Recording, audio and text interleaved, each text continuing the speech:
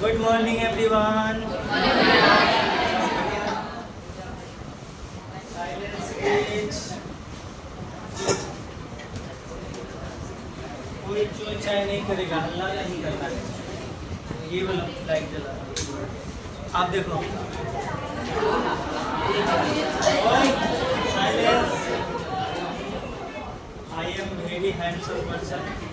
कृपया आप लोग हमको और बोर्ड को देखें, अगल बगल में ना देखें। देखो इधर देखो। पिछले क्लास में हम लोग विष के दांत के जो लेखक थे नलिन बिलोचन शर्मा, उनका हम लोग लेखक परिचय देख लिए। उनका नाम, उनके मम्मी पापा का नाम, वो कहाँ से शिक्षा लिए थे, प्राथमिक शिक्षा, वो अपने पिता के सबसे बड़े पुत्र थे, ज्येष्ठ पुत्र थे। उनकी मृत्यु कब हुई, जन्म कब हुआ, किस कॉलेज से पढ़े, ये सारी बातें हम लोग ने देखी। आप लोग से थोड़ा सा हम पूछेंगे, बताइए सबसे पहले तो लेखक का नाम क्या है? स्लो बोलना। नलिन बिलोचन शर्मा का राजेश होता है नलिन बिलोचन शर्मा। साइलेंस। आप बताइए उनका जन्म कब हुआ था? साइलेंस। आराम से, ठीक है।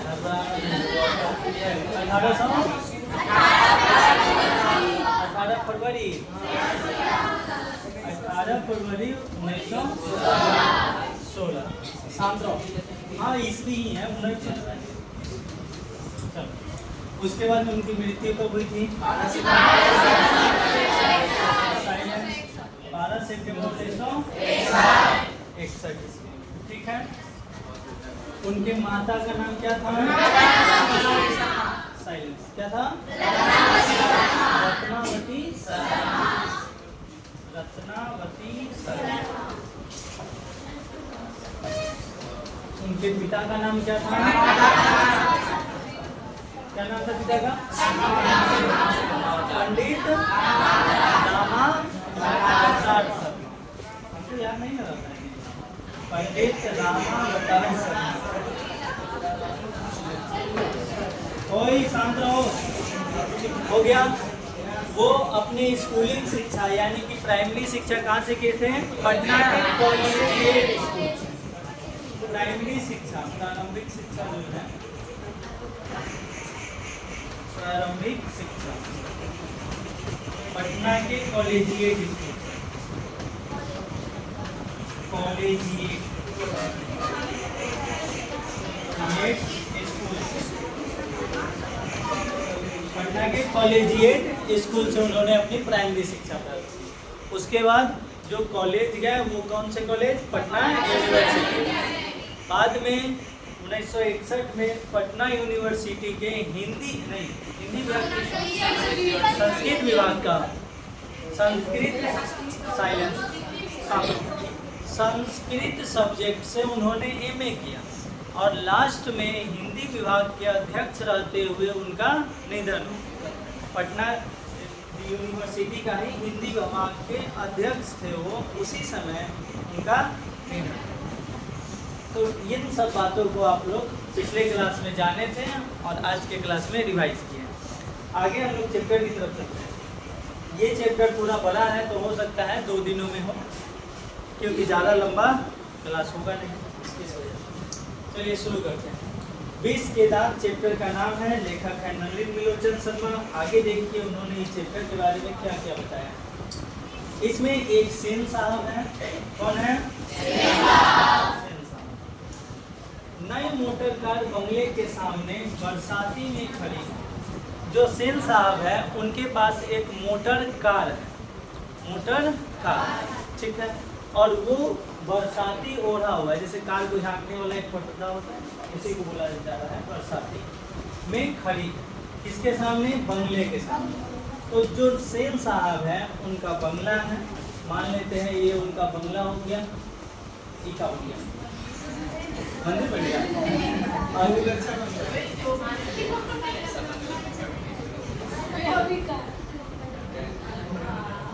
और ये मोटर कार मंदिर, अरे शांत तो जो एक बंगला है उसके सामने एक मोटर कार खड़ी है। किसका मोटर कार है? सेन साहब। आगे देखो, काली चमकती हुई स्ट्रीमल इंड जैसे कोयल घोंसले में कि कब उड़ जाए। कहा यह जा रहा है कि जो मोटर कार है वो किस कलर का है? और इतना चमकदार है कि कोयल की तरह, कोयल से उसकी तुलना की जा रही है, और वह कोयल की घोंसले में कब उड़ जाए पता ही ना चले, इतना चमक रहा है वो। सेन साहब को इस कार पर नाज है, सेन साहब को उस कार पर क्या है? नाज है, गर्व है। यही कार है जो हमको 1 मिनट में यहाँ से लंदन पहुँचा सकता है।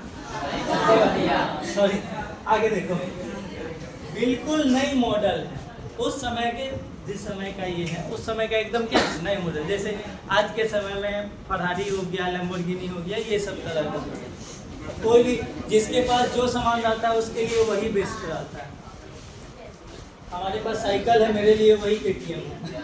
चलो आगे देखो, 7,500 में आई है। कितने हजार में? 12 महंगा खरीद लिया जी। इतना में तो साइकिल अच्छा नहीं आता है। चल आगे देखो, शांत हो। काला रंग चमक ऐसी कि अपना मुंह देख लो। अरे वाह, वो काला रंग इतना चमक रहा है कि उसमें आप अपना चेहरा भी देख सकते हैं। ठीक है, आगे देखिए, कहीं पर एक धब्बा दिख जाए तो क्लीनर और सोफर की सामत ही समझो। क्लीनर और सोफर, जैसे यहाँ है ना ये क्लीन करने वाला सैनिटाइजर, ये क्लीनर है, सैनिटाइजर नहीं। हाँ, ये स्क्रीन क्लीनर है। इस पर जब कोई इसको साफ करना होता है तो उसी को मार करके साफ किया जाता है। तो वही क्लीनर और सोफर की सामत ही आ जाए उस कार को साफ करने का, ये दोनों समान है। मेम साहब, जो सेन साहब की पत्नी है, उन्हीं को क्या कहा जा रहा है? आगे कि सख्त ताकीद है कि खोखा खोखी गाड़ी के पास फटकने ना पाए। भटकने को फटकने लिखा हुआ है। शांत रहो, देखो इसमें ये जो कहानी है, इसमें एक सेन साहब है, एक उनकी पत्नी है मेम साहब, ठीक है, और उनके पड़ोस के बच्चे हैं खोखा और खोखी। उनका नाम है, हो सकता है ऐसे ही नाम होगा फॉर्मली, किसी का नाम कुछ भी रख दिया जाता है। अच्छा, बेटा का नाम है, आगे अभी हम नहीं पढ़े इसलिए नहीं पता। शांत रहो। ओए, तो 2 बच्चे हैं, एक खोखा है और एक, उसको कार के पास भटकने नहीं देना है। किसका ऑर्डर है ये? मेम साहब का ऑर्डर है कि उन दोनों को कार के पास नहीं जाने देना है। आगे देखिए, लड़कियां तो 5 बड़ी सुशील हैं, 5 गहरी और 100 भी लड़कियां। 5 वो हैं और वो भी पांचों के पांचों क्या है? लड़कियां हैं। तहजीब और तमीज की तो जीती जागती मूरत ही है। तहजीब और तमीज, गजब गजब नाम रखे हुए। साइलेंस, दूसरा वाला है। अच्छा,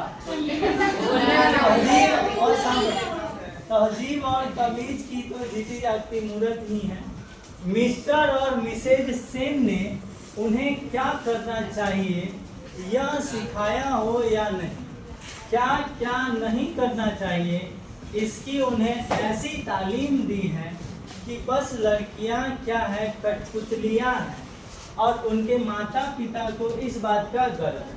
देखो, इसमें बहुत सारे ऐसे शब्द हैं जो उर्दू का शब्द इस्तेमाल किया गया, जैसे तहजीब हो गया, तमीज हो गया, तालीम हो गया, ये सब एक डिट्टो उर्दू के शब्द को ला करके यहाँ कॉपी पेस्ट कर दिया गया।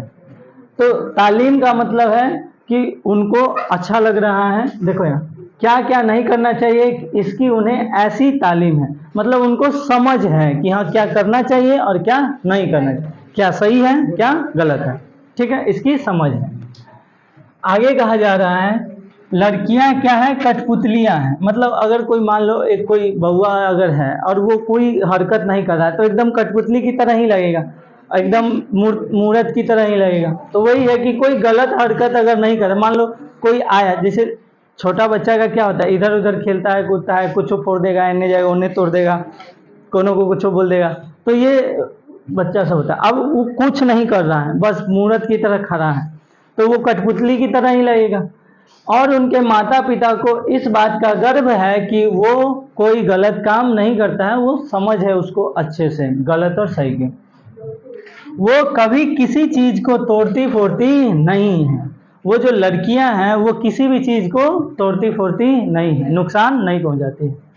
वे दौड़ती हैं और खेलती भी हैं, लेकिन सिर्फ शाम के वक्त, लेकिन सिर्फ शाम के वक्त। और चूंकि उन्हें सिखाया गया है कि ये बातें उनकी सेहत के लिए जरूरी है, उनको ये सिखाया गया है कि खेलना उनके लिए लाभदायक है, इसीलिए वो खेलती है। अगर उनको नहीं बताया जाता तो खेलती भी नहीं। चलो आगे देखते हैं। वे ऐसे मुस्कुराहट अपने होठों पर ला सकती है कि सोसाइटी की तारिकाएं भी उनसे कुछ सीखना चाहें तो सीख ले, पर उन्हें खिलखिलाकर किलकिलारी मारते हुए किसी ने सुना नहीं। मतलब बहुत जोर से रावण की तरह हंसते हुए किसी ने नहीं सुना, बस थोड़ा सा मुस्कुराना है, बात खत्म। इसमें तो रावण की फैमिली ये सब है, एक के बाद हंसेगी तो रोड तक आवाज जाएगा। तो उसको शांत रहो, उसको जोर से खिलखिलाकर हंसते हुए किसी ने नहीं सुना है आज तक। सेन परिवार के मुलाकाती रस्क के साथ अपने शरारती बच्चों से खींच कर कहते हैं, एक तुम लोग हो और एक मिसेज सेन की लड़कियां हैं। अब ये फूल का गमला तोड़ने के लिए बना है, तुम लोगों के मारे घर में कुछ भी तो नहीं रह सकता है। लाइट गयो। ये है 125 यूनिट का महत्व। शांत रहो, साइलेंस।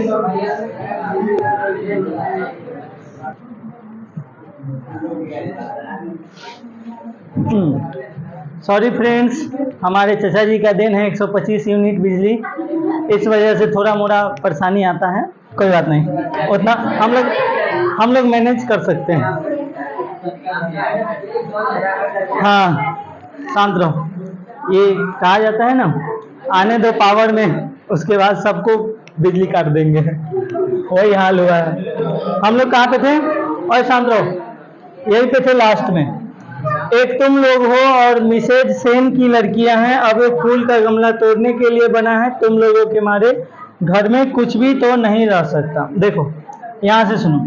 सेन परिवार के मुलाकाती रस्क के साथ अपने शरारती बच्चों से खींचकर, जो खोखा और खोखी हैं, उनको बोला जा रहा है कि एक सेन साहब की लड़कियां हैं, उनको देखो, वो कभी कोई शरारत नहीं करते हैं। और एक तुम लोग हो, एक बच्चे को डांटा जा रहा है, और वो जो कह रहे हैं कि गमला तो तोड़ने के लिए ही बना है। जो फूल का गमला है, जो फूल रोपा जाता है ना, उसी को बोला जाता है गमला, छोटा छोटा नहीं रहता है। तो तुम लोगों के मारे घर में कुछ भी तो नहीं रह सकता। मतलब एक घर ऐसा है जिसमें बहुत शरारती बच्चे हैं, कुछ भी आता है उसको तोड़ देना है। हम लोग भी बचपन में जब मेला घूमने जाते थे तो जेसीबी खरीद के लाते थे। शांत रहो। लाए घर पे पहुंचे, उसको खोल के देखे माटी कैसे उठाता है। खोलने का तो खोल दिए, अब जुटेगा कैसे? जुटता था नहीं। एक के 2 दिन में कहानी खत्म। आगे देखो, शांत रहो, आगे देखिए। सो जहां तक सेन परिवार की लड़कियों का सवाल है, उनसे मोटर की चमक दमक को कोई खास खतरा नहीं था। किससे? सेन साहब की लड़कियों से। जो मोटर कार काली कलर की एकदम चमकती हुई थी, उसको सेन साहब की लड़कियां से कोई खतरा नहीं था। लेकिन खोखा भी तो है। खोखा जो एक ही है, सबसे छोटा है। खोखा ना उम्मीद बुढ़ापे की आंखों का तारा है। मतलब उम्मीद नहीं है कि बुढ़ापे में वो सहारा बनेगा, लेकिन आंखों का तारा है, बहुत प्यारा है। या नहीं कि मिसेज सेन अपना और बुढ़ापे का कोई ताल्लुक किसी हालत में मानने को तैयार हो। और सेन साहब तो सचमुच बूढ़े नहीं लगते। जो सेन साहब है वो बूढ़े नहीं लगते हैं। आगे देखिए, लेकिन मानने लगने की बात छोड़िए, हकीकत तो यह है कि खोखा का आविर्भाव तब जाकर हुआ था जब उसकी कोई उम्मीद दोनों को बाकी नहीं रह गई थी। जैसे कहा यहाँ ये जा रहा है कि जो सेन साहब है और उनकी मेम साहब है, उन दोनों को खोखा से कोई उम्मीद नहीं है कि वो बुढ़ापा में सहारा बनेगा, लेकिन वो जो खोखा है उसका जन्म तब हुआ था जब उन दोनों को उसकी कोई उम्मीद नहीं रह गई थी। यानी कि ना होता है कि बहुत दिन हो गया तो पूजा पाठ ये करवाइए वो करवाइए, सब तो वही हाल है। खोखा जीवन के नियम का अपवाद था और यह अस्वाभाविक नहीं था कि वह घर के नियमों का भी अपवाद हो। इस तरह मोटर को कोई खतरा हो सकता था तो खोखा से ही, मतलब कि जिस तरह केमिस्ट्री में एक्सेप्शन होता है उस तरह से घर में खोखा क्या है, अपवाद है। और इसमें कोई शक नहीं है कि अगर मोटर कार को खतरा है तो वो खोखा से ही है, अन्यथा बाकी किसी से नहीं है। सिर्फ किससे है, खोखा से। बहुत खतरा लग रहा है। बात ऐसी थी कि सीमा, रजनी, आलो, शेफाली, आरती, ये सब नाम आपको ध्यान में रखना होगा। सीमा, रजनी, आलो, शेफाली, आरती, ये 5 बहनें हैं। 1 2 3 4 5, ये 5 लड़कियां हैं। 5 हुई तो उनके लिए घर में अलग नियम थे, दूसरी तरह की शिक्षा थी और खोखा के लिए अलग। शांत रहो। वो जो 5 लड़कियां थी, कौन कौन? सीमा, रजनी, आलो, शेफाली, आरती। शांत रहो। सीमा, रजनी, आलो, शेफाली, आरती, ठीक है। इन 5 के लिए घर में अलग नियम था और जो खोखा है उसके लिए अलग नियम था। कहने के आगे देखिए, नेक्स्ट पेज में। कहने के लिए तो सेनों का कहना था कि खोखा आखिर अपने बाप का बेटा ठहरा, उसे तो इंजीनियर होना है, अभी से उसमें इसके लक्षण दिखाई पड़ते हैं। नहीं कहा जाता, मान लो उसको कोई चीज मिला और वो उसको खोलने लगा, उसको तोड़ फोड़ करके देखने लगा, तो कहा जाता है ये पक्का इंजीनियर बनेगा। अगर कोई सिरिंज वगैरह ले लिया तो कहा जाता है कि वो डॉक्टर बनेगा। तो इसीलिए तोड़ फोड़ करके ये जो खोखा है, ये तोड़ फोड़ करके किसी भी सामान को देखने लगता है कि आखिर इसमें है क्या, बना कैसे है। तो इसलिए उसको कहा जा रहा है कि कम से कम ये अपने पिता का बेटा ठहरा, इसके पिता जो इंजीनियर है ये भी इंजीनियर ही बनेगा।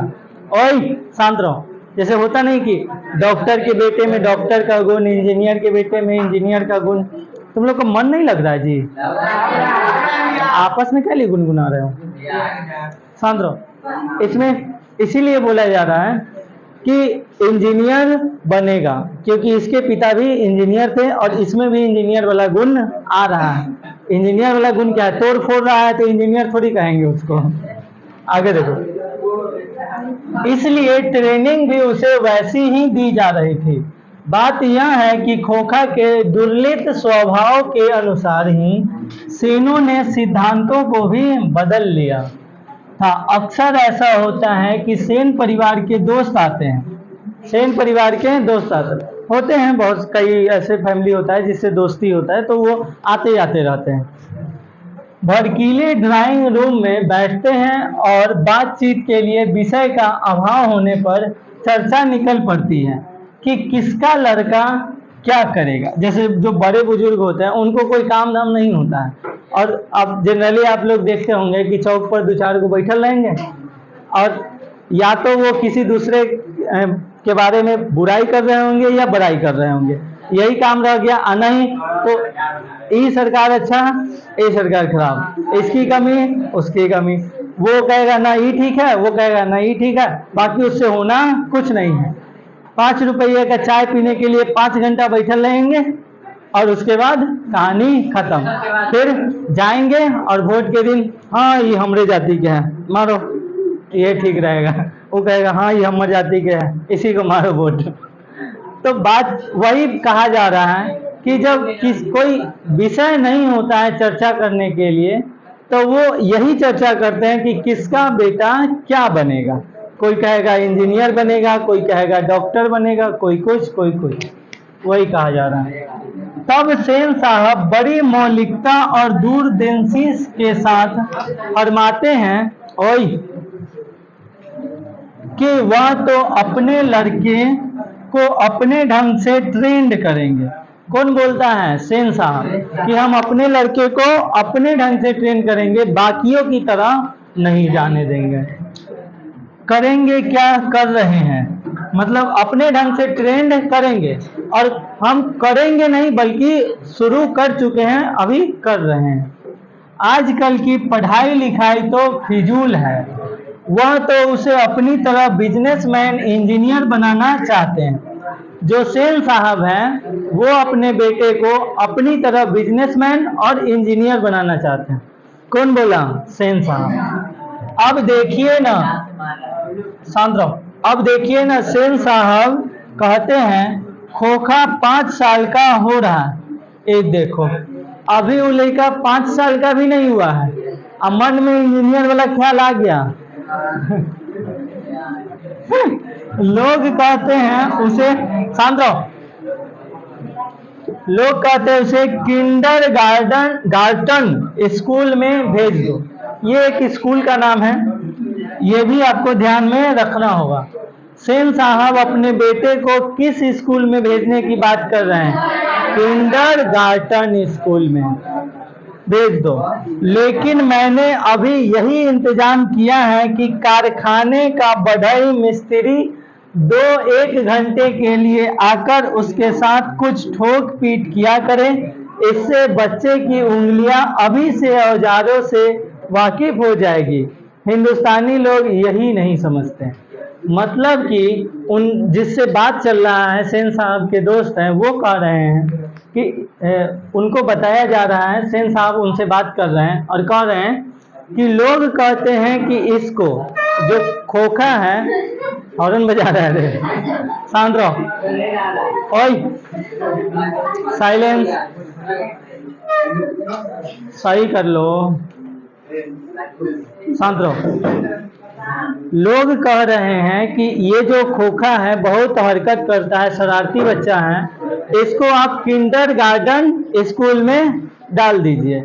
लेकिन लोग ये नहीं समझते कि अगर इसको बिजनेस करना है तो अभी से ही, अगर कोई काम करना है तो इसको अभी से ही औजार, जो काम करने वाला इक्विपमेंट होता है, देखो कारखाने का बढ़ई मिस्त्री 1-2 घंटा इसके साथ रहे और कुछ ठोक पीट करे, मतलब जो खेल खेल में उसको कुछ सिखाया जाए, स्किल सिखाया जाए। तो अभी से ही उसकी उंगलियां उस इक्विपमेंट, जैसे मान लो अगर बढ़ई वाला काम है, शांत रहो, तो बढ़ई वाले काम में एक काटने वाला होता है, छीलने वाला भी होता है, छेदने वाला, तो वो सब चीज़ों से ये वाकिफ हो। यही चीज़ आज के लोग नहीं समझते हैं कि अगर ये चीज़ करना है, मतलब अभी वो बच्चा 5 साल का ही है, अब वो अभी से उसको काम करवाना चाह रहे हैं, मतलब हद स्थिति है। और शांत रहो, आगे देखो। एक दिन का वाक्य है कि ड्राइंग रूम में सेन साहब के कुछ दोस्त बैठे गपशप कर रहे थे। उनमें एक साहब साधारण हैसियत के अखबारनवीस थे, अखबारनवीस जो अखबार पहुंचाते थे, ठीक है, और सेनों के दूर के रिश्तेदार भी होते थे। साथ में उनका लड़का भी था जो था खोखा से भी छोटा। उन रिश्तेदारों का एक लड़का था जो खोखा से भी छोटा था, 3-4 साल का रहा होगा वो, पर बड़ा समझदार था। तकलीफ तब होता है जब कोई आपके घर में कोई रिलेटिव के बच्चे आ जाते हैं और वो बहुत शुद्ध संस्कारी होते, तब तो आप अगर कोई गलती नहीं भी किए हैं फिर भी कुटाई फिक्स है। देखो उसको, खाली तुम खिलत रहता है, देखो उसको, किसी भी बात को लेकर के हमेशा कुटाई होते रहेगा, वही हाल है। खोखा से भी छोटा है फिर भी वो समझदार है, उनके रिलेटिव से के कोई बेटा है। चलो आगे देखो, ओए शांत रहो। होनहार मालूम पड़ता है, वो बहुत होनहार मालूम पड़ता है। पढ़ने लिखने में वो बहुत होनहार है। ठीक है, आगे देखो। किसी ने उसकी कोई हरकत देखकर उसकी कुछ तारीफ कर दी और उन साहब से पूछा कि बच्चा स्कूल तो जाता ही होगा। इसके पहले के पत्रकार महोदय कुछ जवाब देते सेन साहब ने शुरू किया, मैं तो खोखा को इंजीनियर बनाने जा रहा हूँ, और वे ही बातें दोहराकर वे थकते नहीं थे। मतलब कोई कुछ बोलता है, ये कहते हम अपने बेटे को इंजीनियर बनाएंगे, जहाँ देखो वहाँ हम अपने बेटे को इंजीनियर बनाएंगे। कौन बोलता है? सेन साहब। और सेन साहब के रिश्तेदार क्या थे? अखबारन बीस थे। और उनके एक लड़का था जो कि खोखा से छोटा था और बहुत ज़्यादा होनहार था। कोई उस बच्चे को देख करके उसका थोड़ा सा तारीफ कर देते हैं कि बहुत बढ़िया काम कर रहा है, बहुत अच्छा बोल रहा है, ये स्कूल तो जाता ही होगा। किसको बोला जा रहा है? अखबारन बीस को। तो अखबारन बीस कुछ बोलने ही वाले थे कि सेन साहब बोलते हैं, मैं तो अपने लड़के को इंजीनियर बनाऊंगा। किसी को कोई दिक्कत? आगे देखो। पत्रकार महोदय चुप मुस्कुराते रहे। जब उनसे फिर पूछा गया कि आप अपने बच्चे के विषय में उनका क्या ख्याल है, तब उन्होंने कहा, मैं चाहता हूं कि वह जेंटलमैन जरूर बने और जो कुछ बने उसका काम है, उसे पूरी आज़ादी रहेगी। सेन साहब इस उत्तर के शिष्ट और प्रच्छन्न व्यंग पर ऐंठकर रह गए। जो अखबारन बीस थे वो कह रहे थे कि कुछ बने या न बने, मैं चाहता हूं कि एक अच्छा इंसान बने, जेंटलमैन बने, और बाकी जो भी बने वो उसका मन मर्जी होगा। कुछ बने चाहे न बने, एक अच्छा इंसान बने। क्या बने? जेंटलमैन बने, जेंटलमैन बने। ठीक है, शांत रहो। तो इस बात को सुन करके कौन ऐठ कर रह गया? मन ही मन गुस्सा कर रह गए, सेन साहब। ठीक है, आगे देखिए। तभी बाहर शोरगुल सुनकर सेन साहब उठने लगे तो उनके मित्रों ने भी जाने की इच्छा प्रकट की और उन्हीं के साथ बाहर आए। बाहर सेन साहब का शोफर एक औरत से उलझ रहा था। औरत के पास एक 5-6 साल का बच्चा खड़ा था। देखो, सेन साहब का जो ड्राइवर है उसका नाम है शोफर। सेन साहब के जो कार का ड्राइवर है, जो ब्लैक कलर की कार है, उसका नाम क्या है ड्राइवर का? शोफर। और वो एक औरत से उलझ रहा था जिसका हल्ला गुल्ला हुआ, शोर शराबा। तो वो सेन साहब और उनके मित्र जो थे वो घर से बाहर आ गए, जिसे वह रोकने की कोशिश कर रही थी, क्योंकि बच्चा बार बार सोफर की ओर झपटता था। देखो, फिर से देखो। बाहर सेन साहब का सोफर एक औरत से उलझ रहा था। औरत के पास एक 5-6 साल का बच्चा था। वो जो सोफर था वो एक औरत को रोक रहा था, उसको कुछ बोल रहा था, और उसका जो एक 5-6 साल का बच्चा था वो उसको झपट्टा मार रहा था। किसको? सोफर को, जिसे वह रोकने की कोशिश कर रही थी। वो जो महिला थी वो उस बच्चे को रोकने की कोशिश कर रही थी, क्योंकि बच्चा बार बार सोफर की ओर झपटता था। सेन साहब को देखकर औरत सहम गई। जब सेन साहब बाहर आए तो वो औरत क्या हो गई? डर गई, सहम गई। सोफर ने साहब की ओर बढ़कर अदब के साथ कहा, देखिए साहब, मदन गाड़ी को छू रहा था। वो जो छोटा बच्चा था उस औरत के पास, उसका नाम क्या था? मदन। ठीक है, तो मदन गाड़ी को छू रहा था। गाड़ी गंदी हो जाती। मैंने मना किया तो लगा कहने जा जा, तो मैंने उसे पकड़कर अलग कर दिया। इस पर मुझको मारने दौड़ा। अब उसकी माँ भी आकर खामखा मुझसे उलझ रही है। मतलब वो जो मदन था वो गाड़ी के पास जा रहा था और वो जो सोफर था वो उसको गाड़ी से अलग कर दिया। ठीक है, तो जब गाड़ी से अलग किया तो उसकी माँ भी आ गई और कहने लगी कि जाओ जाओ, ऐसे गाड़ी तो हमारे जुत्ती भी न चढ़े। ठीक है, आगे देखो। खामखा मुझसे उलझ रही है, सेन साहब को बता रहा है। मदन की माँ कुछ कहना चाहती थी, लेकिन सेन साहब के सटे होठों को देखकर चुप रह गई। जो उनके चेहरे को देखकर जो मदन की माँ थी वो चुप रह गया। चेहरा से समझ में आता है कि इंसान गुस्सा है कि नॉर्मल है, तो चेहरा देख करके वो चुप रह गए। सेन साहब ने बड़े संयम पर कठोर स्वर में कहा, मदन की माँ, मदन को ले जाओ और देखना वह फिर ऐसी हरकत ना करे। कौन बोला? सेन साहब। किसको? मदन की माँ को। मदन कौन था? एक छोटा बच्चा था जो कार को छूने जा रहा था और कार का ड्राइवर शोफर को झपट्टा मार रहा था। ठीक है, आगे देखिए। मदन की माँ अपने बच्चे के बाएं घुटने से निकलते हुए खून को पोंछती हुई चली गई। यानी कि वो जो बच्चा था उसके बायां वाला घुटना फूटा हुआ था और उससे खून निकल रहा था। ड्राइवर ने शायद धकेल दिया था और वह गिर पड़ा था। मतलब अब उसके घुटना से खून निकल रहा था, ये सब देखा, लेकिन कब निकल रहा है, क्यों निकल रहा है, ये किसी ने नहीं देखा। शायद वो जो ड्राइवर था वो उस बच्चे को कार से हटाते समय धकेल दिया होगा और वो गिर गया होगा, इसलिए उसका घुटना फूट गया होगा। लेकिन एक मामूली किरानी के बेटे को सेन साहब के ड्राइवर ने धक्का दे दिया और उसे चोट आ गई, तो आखिर ऐसी कौन सी बात हो गई? Oh my God. एक बड़े लोग हैं जो सेन साहब हैं और एक छोटा है मदन जो एक नॉर्मल परिवार से आता है। वो कार छूने गया तो उसको धक्का दे दिया गया और उसका घुटना फूट गया। तो लोग ये कह रहे हैं कि अगर उसका घुटना फूट गया तो कौन सी बड़ी बात हो गई, मतलब कोई बड़ा बात नहीं है। आगे देखो। ठीक इसी वक्त मोटर के पीछे खट खट की आवाज सुनकर सेन साहब लपके। शोफर भी दौड़ा और लोग सीढ़ियों से उतरकर अपनी अपनी गाड़ियों की ओर चले।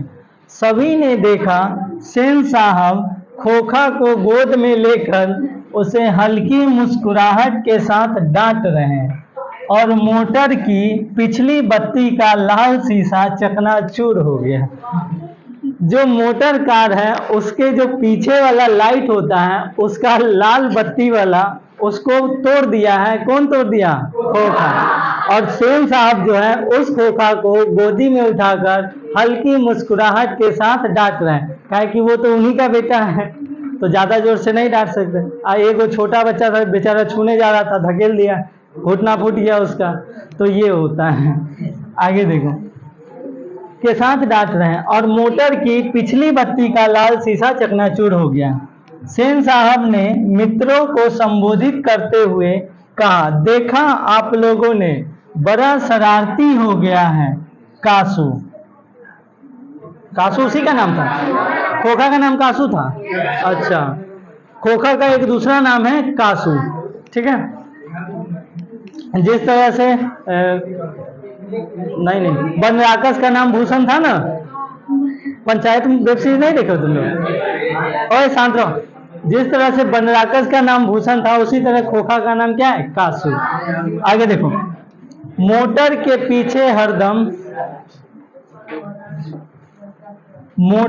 पीछे हरदम पड़ा रहता है। उसके कल पुर्जों में इसको अभी से इतनी दिलचस्पी है कि क्या बताऊं, शायद देखना चाह रहा था कि आखिर इस बत्ती के अंदर क्या है। मतलब कहा यह जा रहा है कि अगर कोई दूसरा बच्चा आकर के मोटर के पास आए, कुछ तोड़ दे, तो उसको पीटा जाएगा, वो उसको नुकसान पहुंचाया। लेकिन अगर खोखा जाकर के कुछ तोड़ देता है तो वो कहा यह जाएगा कि ये तो इंजीनियर बनेगा, अभी ये सोच रहा था कि ये चलता कैसे है। वाह, अति उत्तम। आगे देखो। टाइम हो गया है, चलो 10 पेज तक आज रहने देते हैं। आगे अगला पैराग्राफ है।